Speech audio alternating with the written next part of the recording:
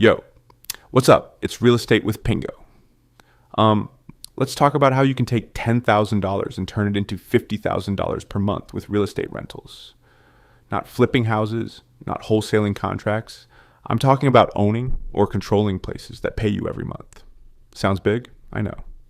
But if you understand credit, leverage, and cash flow math, the path stops feeling like a fantasy and starts looking like a sequence. All right, quick reality check before we sprint. The $10,000 is not buying you the castle. It's the key that unlocks financing. Banks put up most of the money if they trust you. So yeah, we're starting with credit. If your score is in the 600s, cool. If you can push it to a clean 700 plus, even better. Why? Lower rate, easier approvals, more loan options. And your DTI, debt to income, matters. Keep those credit card balances low, don't buy a new car, and don't play I deserve it with store cards while you're in acquisition mode. Think of credit like your oxygen tank. You can't dive deep without it. Now here's how to make $10,000 do real work. House hack your first roof. You're young, hungry, and you only need one good swing to get on base. Look for a duplex, triplex, or fourplex. Why multi? Because you can use owner-occupant financing as little as 3.5% down on FHA on a 2 to 4 unit, live in one, rent the others, and let those tenants carry the note. Example time. Keep it simple. You find a $200,000 duplex in a not fancy but solid area. FHA down payment is approximately $7,000. Closing costs might be another $5,000 to $7,000, but here's the part. Nobody tells you loud enough. Seller credits and lender credits can cover a chunk of that. On FHA, sellers can often contribute up to 6% toward closing costs. You negotiate hard, timing your offer when the property's been sitting a bit, and boom, you're in around $10,000 to $12,000 out of pocket. If that's tight, bring in a trusted friend as a co-borrower / roommate and split the down / closing. Just get everything in writing.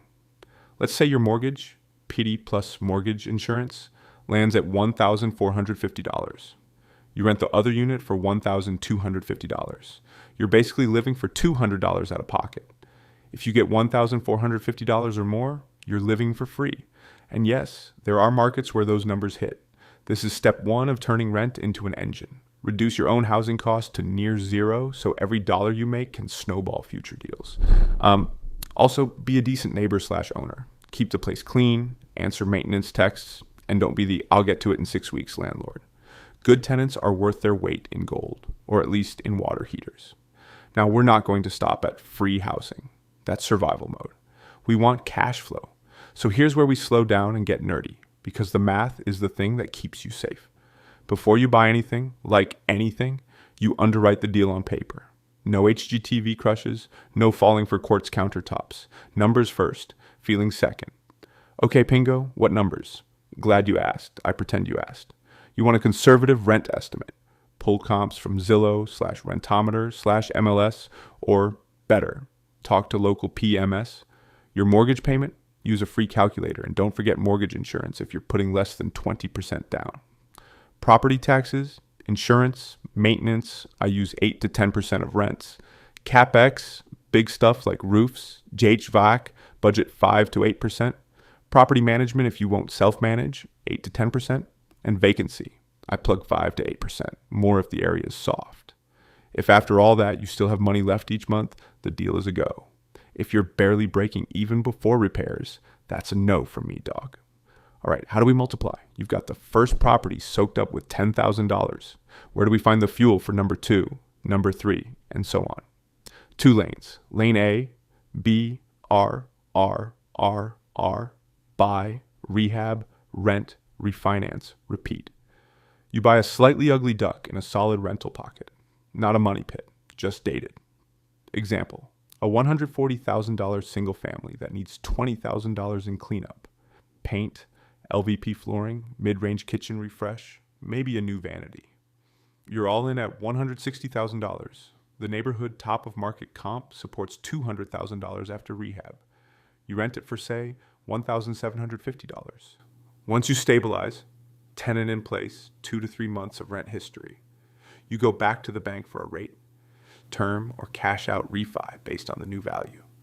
At 75 to 80% LTV, you can often pull out 150 to 160,000 times 0.75 to 0.80 equals 112.5 to 128,000.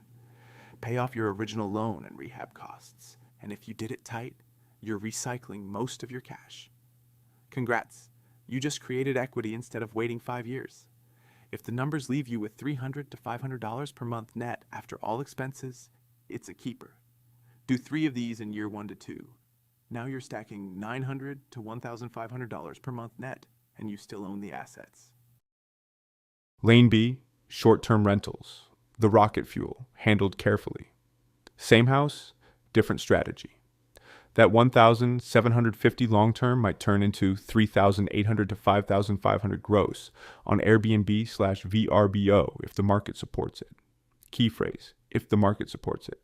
Regulations matter. You check local city ordinances, HOA rules, permit caps, tax rules. Then you study occupancy rate, say 60 to 70%, and average daily rate, ADR. If your ADR is $160 and occupancy 65%, that's approximately 19 nights a month, $3,040 gross. You add cleaning fees paid by guests, adjust with dynamic pricing, and now you're closer to $3,400 to $3,800 gross. Subtract mortgage/taxes/insurance, utilities plus Wi-Fi, $300 to $500, supplies/cleaning, varies, and STR platform plus PM if you hire one. If you net $1,000 to $2,000 on one house, 5 of those puts you at $5,000 to $10,000 monthly. 10 gets you $10,000 to $20,000. You see the path, the danger, seasonality and regulation. Don't over leverage on a market that can flip a policy on you. Diversify, a couple STRS, a core of boring LTRS that pay the bills through winter. Yes, boring is a compliment in landlording. Now about making $50,000 a month, you're not doing that with one duplex, unless it's sitting on top of Disneyland and cash falls from the sky. You're building a portfolio with systems. Here's a realistic blend. 1 to 2 house hacks, 2 to 4 units to kill your housing cost and build equity. 6 to 10 BRRRR/LTRS in cash flow markets. Think solid Midwest/Southeast second tier cities. 5 to 8 STRS in regulation friendly drive to vacation spots or urban medical/business hubs. Average net per door might look like this: $300 to $450 on long terms, $1,000 to $2,000 on STRS when stabilized. Mix them, and the math climbs fast, especially when you add appreciation, debt pay down by tenants, and rough buys that recycle your capital. Pingo, where do I even find these deals? Glad you asked. Again, I'm pretending. You stack 3 pipelines, MLS plus alerts, get an investor-friendly agent, ask them for days on market greater than 30 and price reductions last 7 days. Direct to seller, driving for dollars, mailers to tired landlords, small landlords listing on Zillow who are done managing. Property managers, they know which owners want out and which streets actually rent. Bring coffee, bring donuts, bring respect. Let's talk risk, because I want you sober, not starry-eyed. Reserves. Keep at least 3 to 6 months of expenses per property. If that sounds boring, cool. Boring keeps roofs over your head. Insurance. Don't cheap out. Landlord policy for LTR, STR riders for short term, liability umbrella once you scale. Entity and bookkeeping. When you start adding doors, talk to an attorney/CPA about LLCS and clean books. Don't mix your Chipotle with your CapEx. Rates, they move. Build deals that still work if rates tick up 0.5 to 1.0%. Renovation scope, lipstick you can handle. Structural issues will eat your lunch.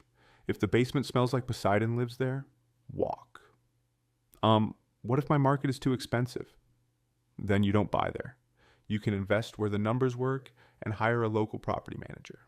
Or you co-own, you bring strong credit and management, your partner brings extra cash, split equity/cash flow in a clear operating agreement. Or if you want ultra lean scaling early, you can control units with rental arbitrage.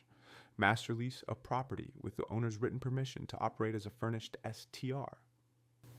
That uses less down, first month plus deposit plus furniture, and can net $600 to $1,500 per unit. 2 or 3 of those can boost your monthly cash flow while you save for the next down payment on something you actually own. Ownership is the goal. Arbitrage can be a bridge. Let me drop a walkthrough example so you can feel it. You buy a $210,000 duplex with FHA, down approximately $7,350. You negotiate $6,000 seller credits to cover most closing costs.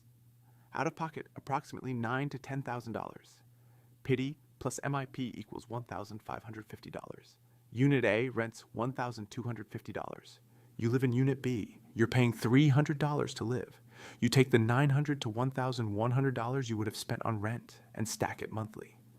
Year 1 savings, approximately $12,000.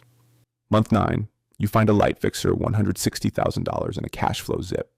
You tap a small personal loan or partner to cover rehab, not advice, just options. Cheaper if you've saved. You put $8,000 into paint, floor, and fixtures. Appraisal comes back $195,000.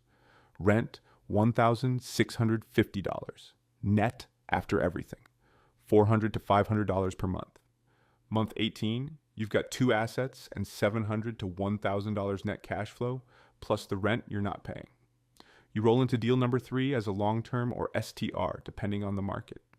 By door 8 to 12, with a healthy mix, you can be at $12,000 to $20,000 per month net if you underwrite cleanly and avoid YOLO buys.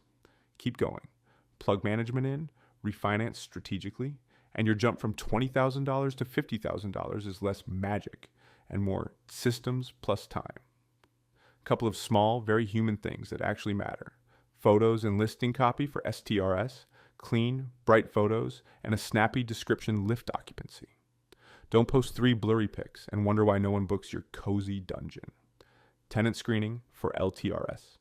Verify income, call references, trust, but verify. The wrong tenant costs more than 1 month of vacancy.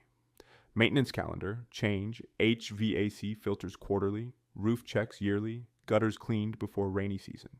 It's cheaper to prevent than to replace. Negotiation. You're not bullying sellers, you're solving their problem.